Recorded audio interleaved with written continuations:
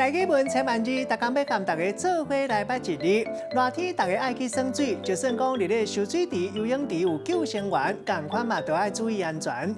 今仔日要甲大家紹介这一日就是池，游水池的池，读做第5条。有人说池，池就是人工挖的骨的水窟啦，会当用来潜水、底水，咱讲水池。另外饲鱼仔用的，咱讲是鱼池啊；若游水用的，咱讲是游水池、游泳池。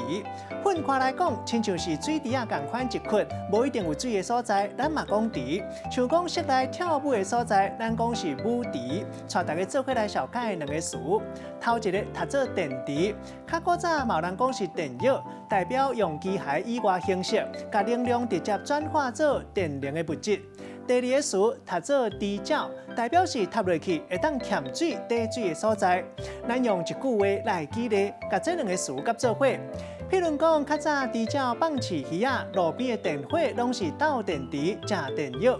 即嘛时代愈来愈进步，拢是用太阳能，也就是设备的本钱会较悬，也毋过煞会当挡搁较久，嘛较省钱，算算会颠倒较会浮。